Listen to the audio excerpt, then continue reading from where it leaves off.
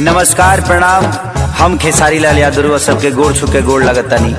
अपना देश में अजीब सिस्टम हो गई आज के डेट में, चाहे महाराष्ट्र होके, बिहार होके, यूपी होके, चाहे कोनो राज्य होके, मंदिर के गेट ना खोली लेकिन रैली टाइम से निकल जाता। बताई ब्यास लोग के प्रोग्राम के परमिशन नहीं खे, लेकिन ये लोग के हल्का कह जाला बाबू नॉमिनेशन। हाँ, नॉमिनेशन टाइम से हो जाता। का सिस्टम आ गइल बा। बताई हमनी के माई के पूजा करे खातिर भी सरकार से परमिशन लेके पूजा के पड़ी।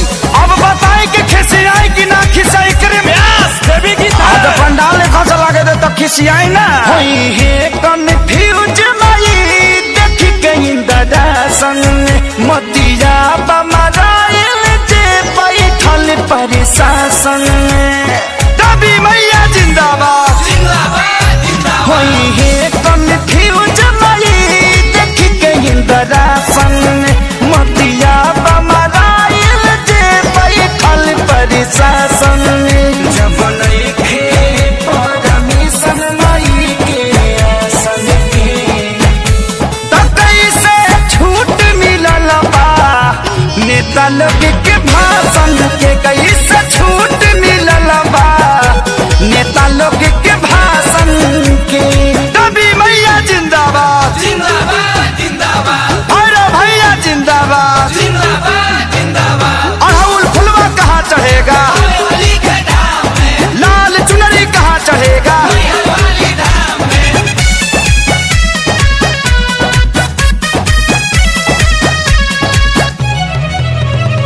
रैली में भरल लोगवा से कोना कोना, पूजा में जुटबो तो हो जाई कोरोना।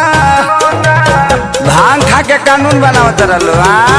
रैली में भरल लोगवा से कोना कोना, पूजा में जे जुटबो तो हो जाई कोरोना। परिभाषा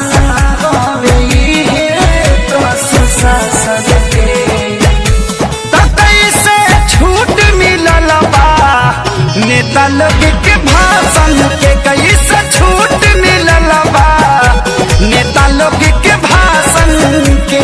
ताजा नारियल कहाँ चढ़ेगा, धूप अगरबत्ती कहाँ जरेगा।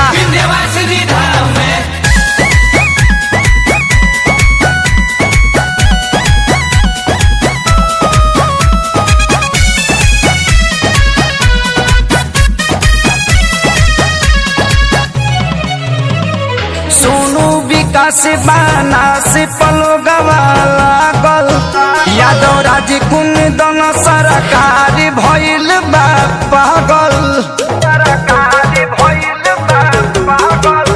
सोनू विकास बना से पलो गवाला गल यादव राज कुंदन सरकार भइल बा पागल।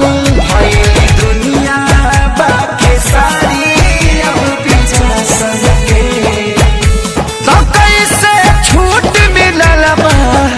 नेता लोग के भाषण के, कोई से छूट मिलल बा नेता लोग के भाषण के। जले माई के मूर्ति ना रखाई तले वोट ना दिया। जय माता दी।